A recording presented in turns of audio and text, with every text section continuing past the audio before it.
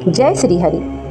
पुरुषोत्तम मास महात्म्य कथा अध्याय 12। सूत जी बोले, हे मुनि श्रेष्ठ, अब मैं आपको उस कथा का सार सुनाता हूँ जिसमें उस तपस्विनी कन्या के अगले जन्म द्रौपदी के जीवन और पुरुषोत्तम मास के महान प्रभाव का अद्भुत वर्णन है। नारद जी ने विनम्र होकर पूछा, हे प्रभु, जब भगवान शंकर अंतर्ध्यान हो गए तब उस बाला ने शोक में क्या किया?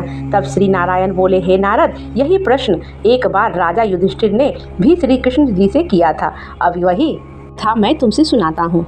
श्री कृष्ण बोले, हे राजन, शिव जी के चले जाने पर वह कन्या अत्यंत दुखी हो गई। वह भय और शोक से व्याकुल होकर रोने लगी। उसका शरीर तपस्या से पहले ही क्षीण था। अब दुख की अग्नि में वो उसे और भी जला दिया। वह ऐसी प्रतीत होती थी जैसे वनाग्नि में जली हुई कोई लता। समय बीतता गया और अंततः काल के प्रभाव से उस अपने आश्रम में ही शरीर का त्याग कर बैठी। हे राजन, उसी समय यज्ञसेन नामक राजा के एक महान यज्ञ किया। उस यज्ञ कुंड में से एक दिव्य तेजस्विनी कन्या उत्पन्न हुई। वही कन्या आगे चलकर राजा द्रुपद की पुत्री द्रौपदी के नाम से प्रसिद्ध हुई। पूर्व जन्म की वही तपस्विनी कन्या अब द्रौपदी के नाम से जन्मी थी। उसका स्वयंवर हुआ जिसमें अर्जुन ने मछली की आंख भेद कर उसे प्राप्त किया, परंतु आगे चलकर उसे अत्यंत कष्टों का सामना करना पड़ा।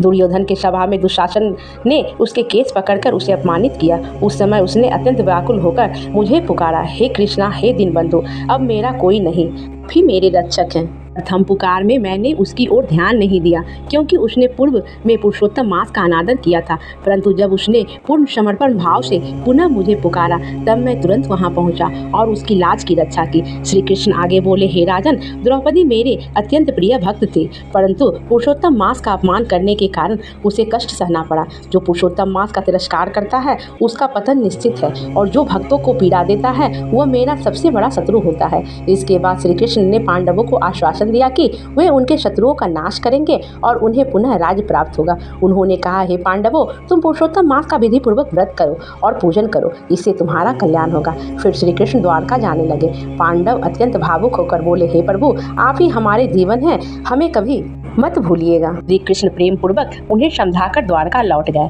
उनके जाने के बाद पांडवों ने तीर्थों में भ्रमण किया और पुरुषोत्तम मास आने पर विधि पूर्वक व्रत किया। 14 वर्षों के पश्चात श्री कृष्ण की कृपा से उन्हें अपना राज्य पुनः प्राप्त किया। सूत जी अंत में कहते हैं, हे मुनियों, पुरुषोत्तम मास का महात्म्य इतना महान है कि उसे पूर्ण रूप से कोई नहीं जान सकता। स्वयं भगवान ही इसके संपूर्ण प्रभाव को जानते हैं। जो मनुष्य श्रद्धा और नियम पूर्वक इस मास का पालन करता है वही वास्तव में धन्य और पूजनीय होता है। प्रेम से बोलिए, विष्णु भगवान की जय, श्री कृष्ण की जय।